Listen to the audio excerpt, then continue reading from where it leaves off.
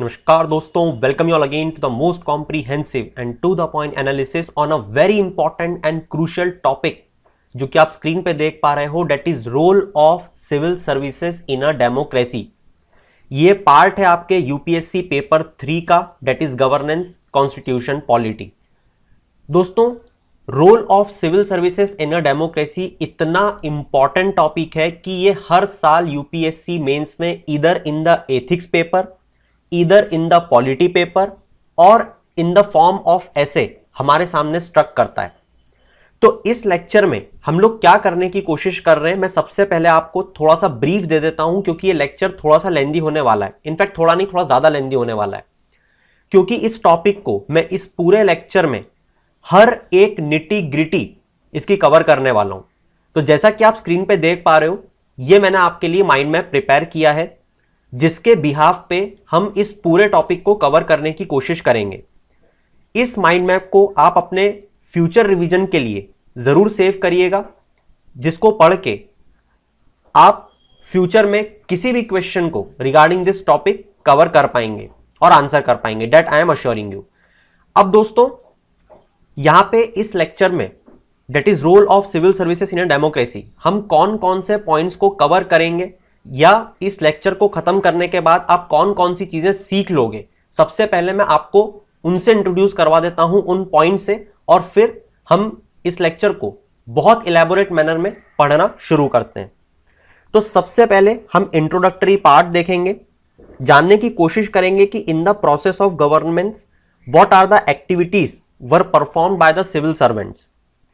फिर हम लोग बात करने की कोशिश करेंगे हमारे कोर टॉपिक पे कि गवर्नेंस में सिविल सर्विसेज का क्या रोल है, जहां पे हम इनके बहुत सारे रोल्स के बारे में डिस्कस करेंगे, जैसे कैसे इसको एक एजेंसी बोला जाता है पॉलिसी इंप्लीमेंटेशन के लिए, कैसे एडमिनिस्ट्रेशन की कंटिन्यूटी को मेंटेन रखा जाता है इन सिविल सर्वेंट्स के द्वारा, कुछ फंक्शंस जो सिविल सर्वेंट्स हमारे परफॉर्म करते हैं या सिविल सर्विसेज परफॉर्म करती है, उनको जानने की कोशिश करेंगे। फिर हम ये भी जानेंगे कि मॉडर्न डे डेमोक्रेसी में सिविल सर्विसेज का क्या इंपॉर्टेंस है, कैसे आज स्टेट और सिटीजनरी के बीच का एक इंटरफेस का काम कर रहा है हमारा सिविल सर्विसेज। डेवलपिंग कंट्री होने के नाते, एक इवॉल्विंग डेमोक्रेसी होने के नाते क्या क्रिटिकल रोल प्ले कर रहा है सिविल सर्विसेज, हम इसको जानने की कोशिश करेंगे।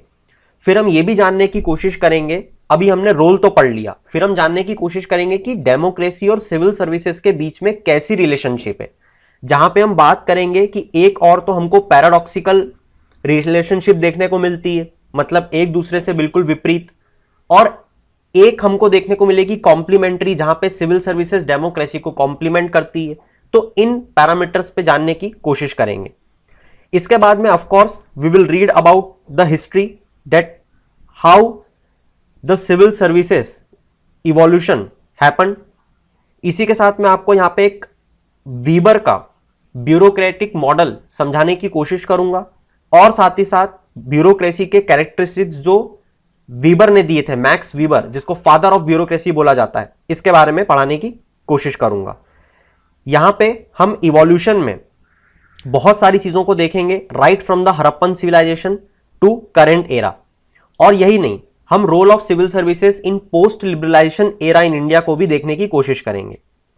फिर हम लोग कुछ इश्यूज को डिस्कस करने की कोशिश करेंगे which are associated with the civil services, जैसे जो लोकल पॉलिटिशियन के साथ में कोलिजन होता है, लेटरल एंट्री जो एक डिबेट चल रही है जर्नलिस्ट वर्सेस स्पेशलिस्ट, उसके प्रॉस और कॉन्स जानने की कोशिश करेंगे।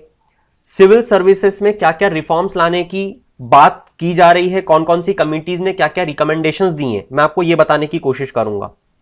हम जानने की कोशिश करेंगे जर्नलिस्ट वर्सेस स्पेशलिस्ट के प्रॉस एंड कॉन्स।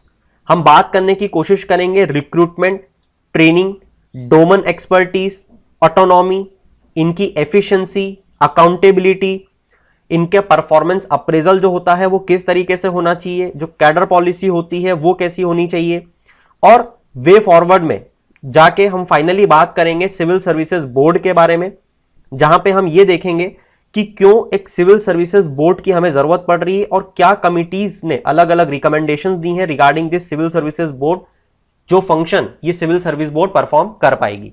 तो दोस्तों आपने अभी तक ये तो समझ लिया होगा इन सारे पॉइंट्स को देखते हुए कि ये लेक्चर ऑफ कोर्स लेंदी तो होने वाला है।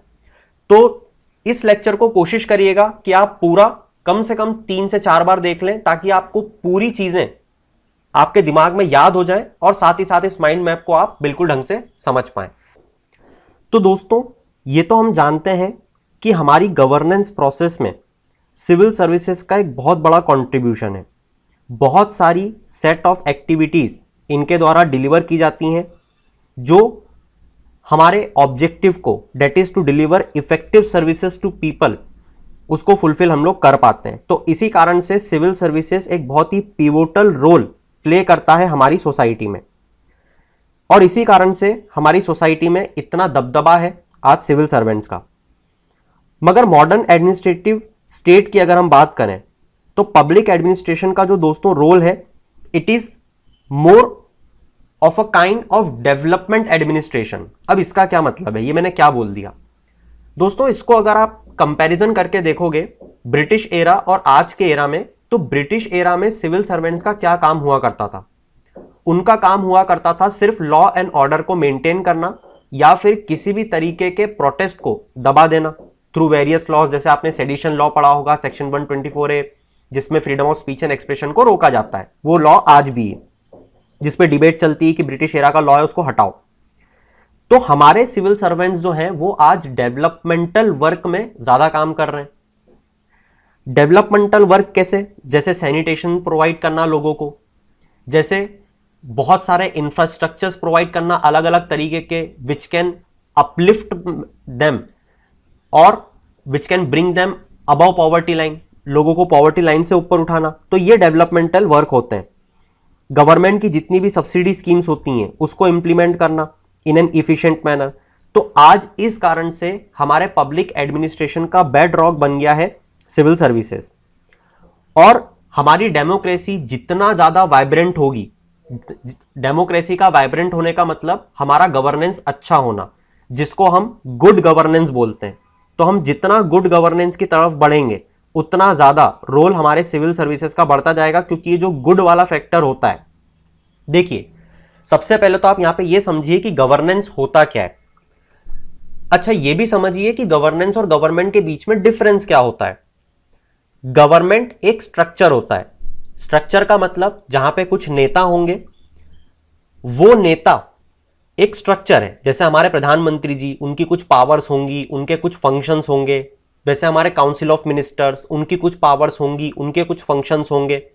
ये तो एक स्ट्रक्चर हो गया। तो ये गवर्नमेंट हो गई। Government is a structure. अब ये नेतागण, जब हमारे प्रधानमंत्री जी उन पावर्स और उन फंक्शंस को करना शुरू करेंगे, मतलब कि एक्टिविटीज को परफॉर्म करना शुरू करेंगे, तो वो क्या कहलाएगा? वो कहलाएगा गवर्नेंस। क्लियर हो गई बात? अब ये जो गवर्नेंस है, मतलब कि जो ये काम कर रहे हैं, मतलब कि जो ये फंक्शन परफॉर्म कर रहे हैं, अब ये तो अच्छे भी हो सकते हैं और बुरे भी हो सकते हैं। तो ये जो गुड वर्ड है ना, जो मैं आपको समझा रहा था, गुड गवर्नेंस में ये वाला जो जी है, ये वैल्यू लेडन वर्ड कहलाता है। क्या कहलाता है? Value laden. अब ये वैल्यू लेडन का मतलब क्या होता है? वैल्यू लेडन का मतलब होता है जो किसी चीज में वैल्यू को ऐड कर दे। तो जैसा मैंने बताया कि गुड जो है वो वैल्यू को ऐड करेगा गवर्नेंस में, मतलब कि अच्छे तरीके का गवर्नेंस, ये होती है वैल्यू।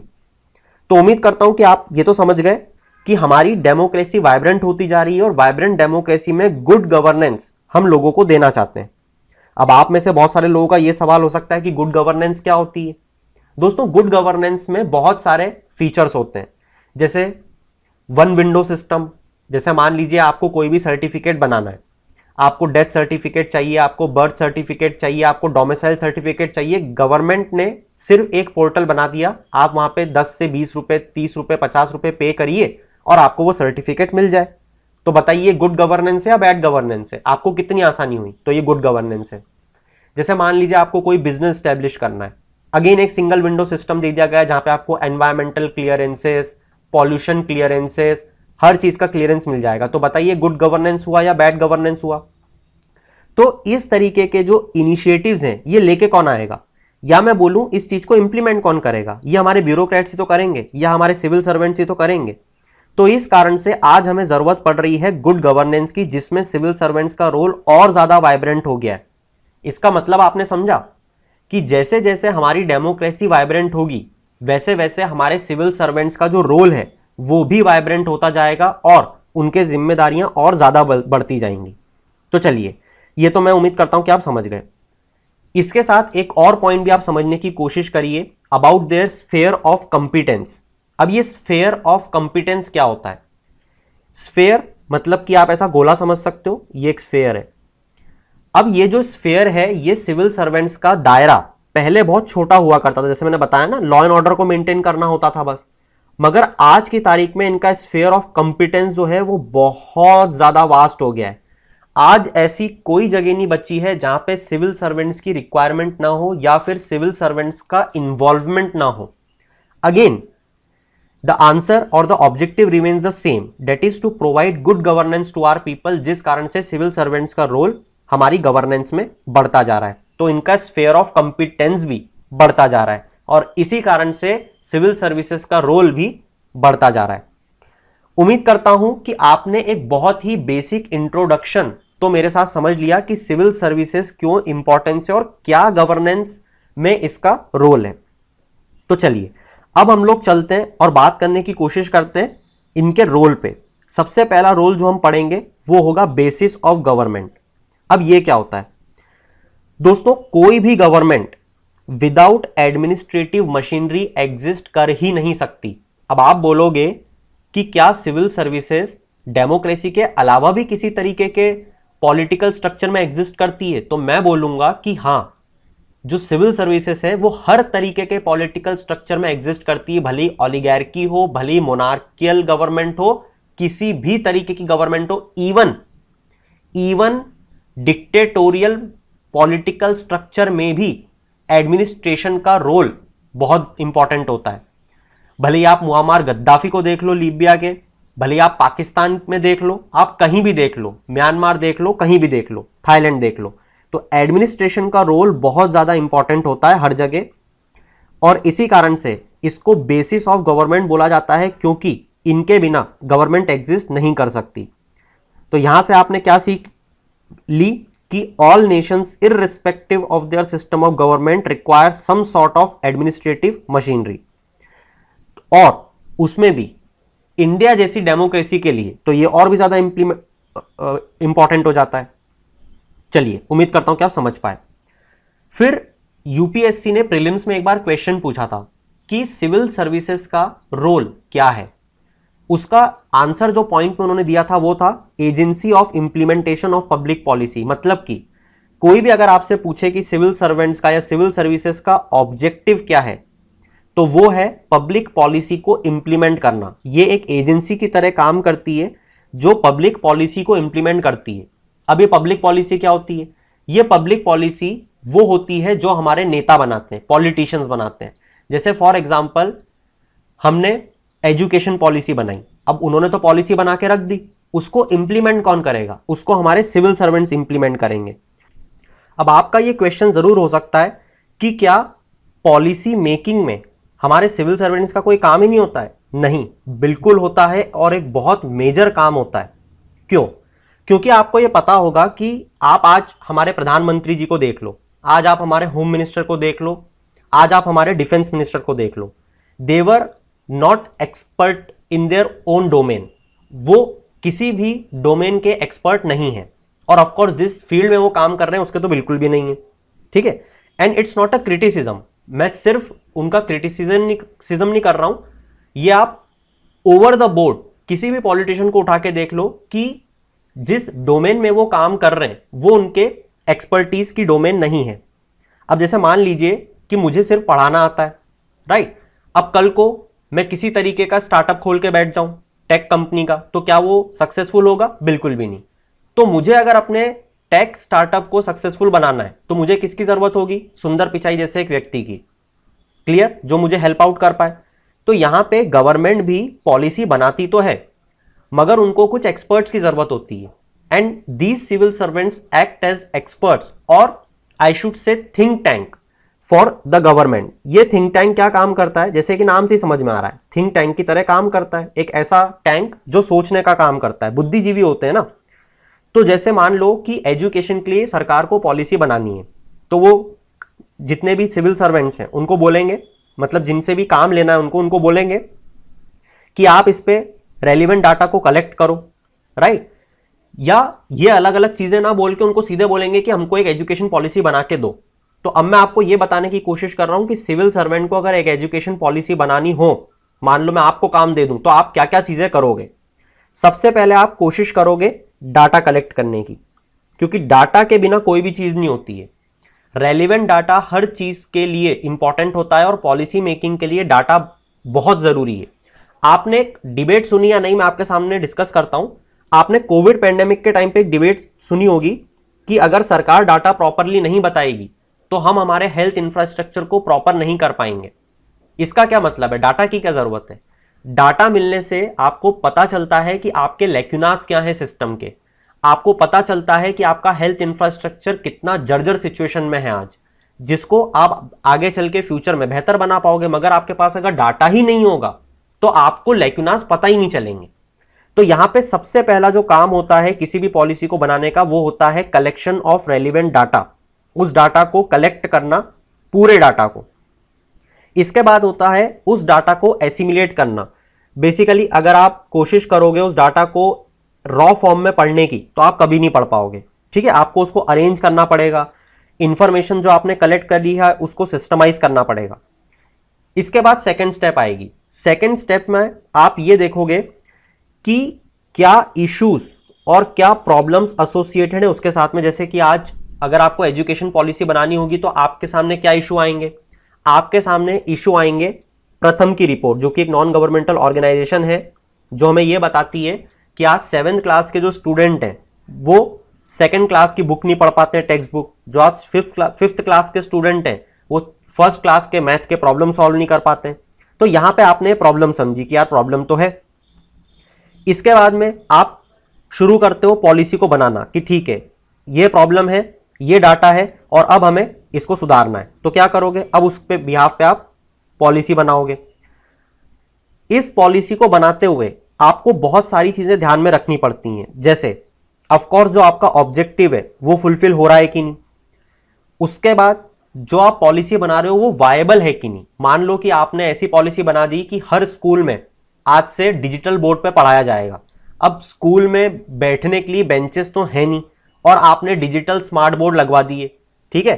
तो ये क्या पॉसिबल है, नहीं। तो वायबिलिटी क्या हो गई इसकी, 0। इसके बाद में आप रिसोर्सेस अवेलेबल।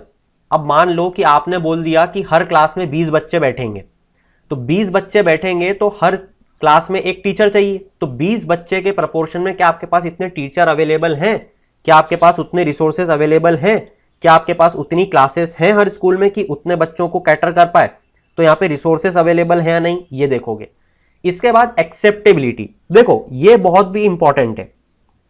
अगर मान लो आपने कोई ऐसी पॉलिसी बना दी जो ना पॉलिटिशियन को समझ में आ रही है, ना वो एक्सेप्ट कर रहे हैं और ना लोग एक्सेप्ट कर रहे हैं, क्लियर, तो क्या वो पॉलिसी किसी भी काम की है, बिल्कुल भी नहीं। तो आपको यहां पे इस चीज को भी ध्यान में रखना पड़ता है कि जो पॉलिसी प्रपोजल है वो इतना एनालाइज मैनर में हो कि वो हर जगह एक्सेप्टेंस हो जाए उसका। इसके बाद एक और बहुत इंपॉर्टेंट रिस्पॉन्सिबिलिटी होती है सिविल सर्वेंट की पॉलिसी प्रपोजल को एनालाइज करते हुए कि कॉन्स्टिट्यूशन के खिलाफ तो कुछ नहीं जा रहा है, क्लियर। मतलब कि आपने कोई ऐसा प्रोविजन तो नहीं डाल दिया जो कॉन्स्टिट्यूशन के अगेंस्ट जा रहा है। जैसे कि आपको पता होगा कि गवर्नमेंट एडेड स्कूल्स जो हैं वहां पे किसी भी तरीके की रिलीजियस एजुकेशन नहीं दी जा सकती।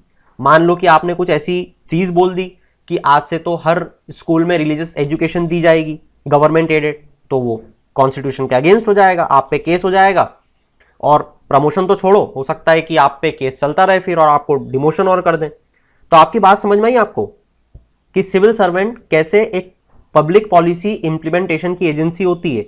तो मैं उम्मीद करता हूं कि अब इससे ज्यादा तो मैं एलैबोरेट नहीं करूंगा और फाइनली इसको इंप्लीमेंट करवाने का जिम्मा भी उन्हीं का रहता है।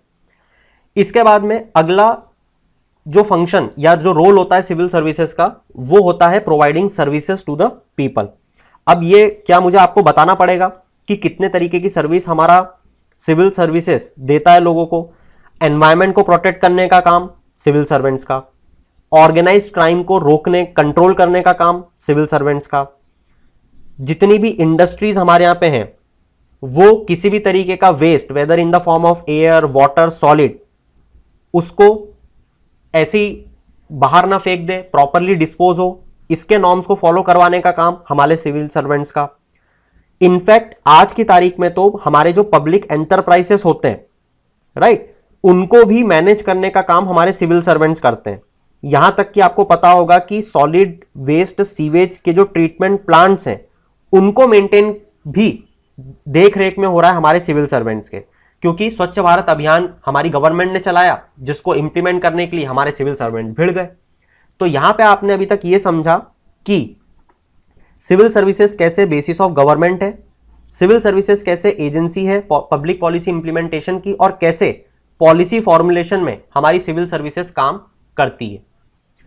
इसके बाद में दोस्तों हम बात करेंगे कंटिन्यूटी के बारे में। जैसा मैं आपको बता रहा हूं कि ये कंटिन्यूटी मेंटेन करने का काम करता है हमारा एडमिनिस्ट्रेशन या हमारे सिविल सर्वेंट्स, और इसी कारण से सरदार वल्लभ भाई पटेल जी ने इनको steel frame of the country बोला था।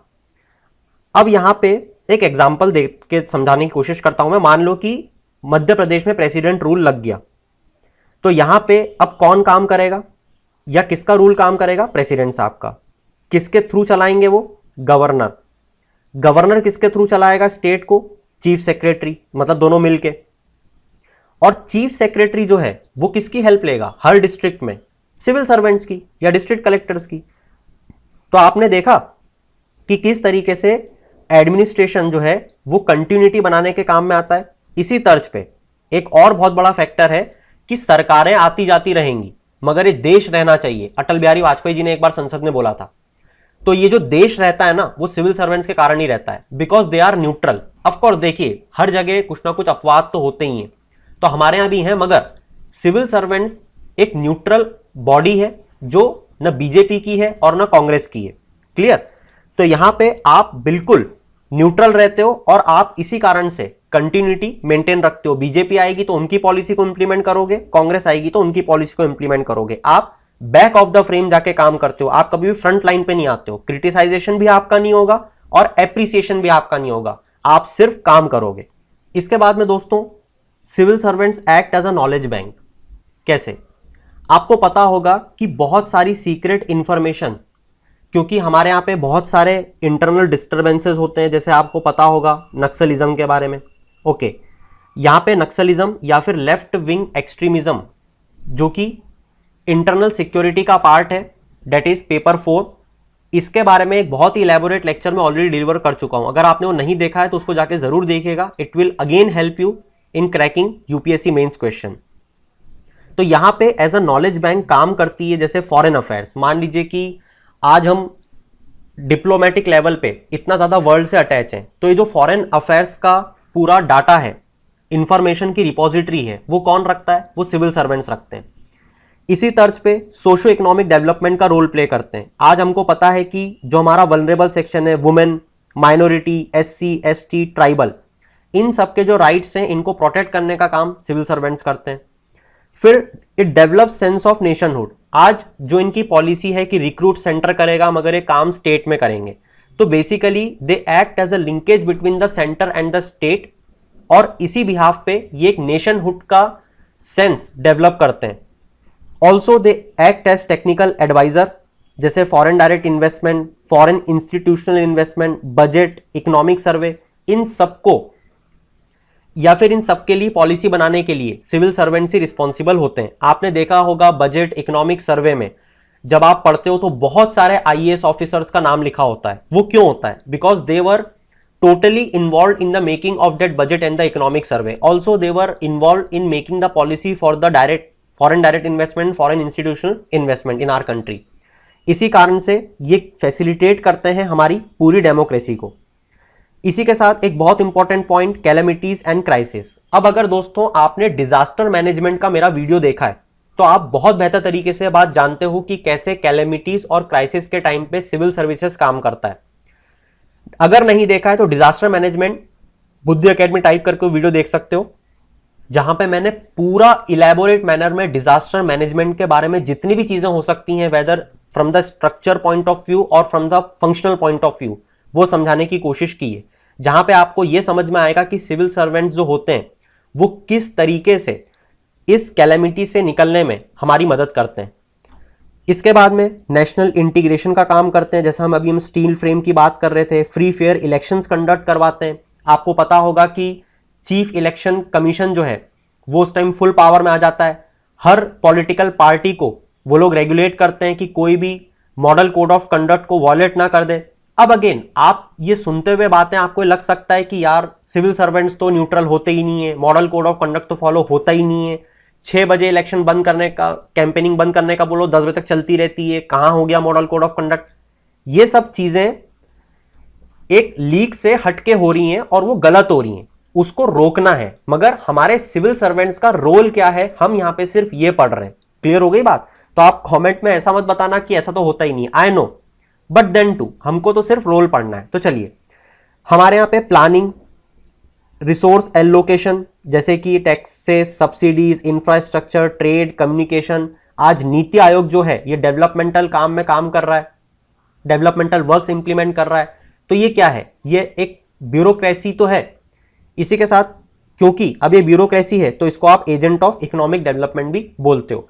तो दोस्तों, इस पूरे लेक्चर में अभी हमने क्या समझा है कि सिविल सर्विसेज का डेमोक्रेसी में क्या रोल है। मैं ये उम्मीद करता हूं कि आपने इस चीज को तो एटलीस्ट बहुत अच्छे से समझ लिया है। तो ये लेक्चर ज्यादा लंबा ना बनाते हुए अब मैं आपको नेक्स्ट लेक्चर से इसके आगे कैरी फॉरवर्ड करूंगा। So that's it from my side for this lecture. Hope you like this. Stay tuned with me for the future lectures. Share with your friends, might also need, and like if you share with them. In the end, keep shining. Have a good day.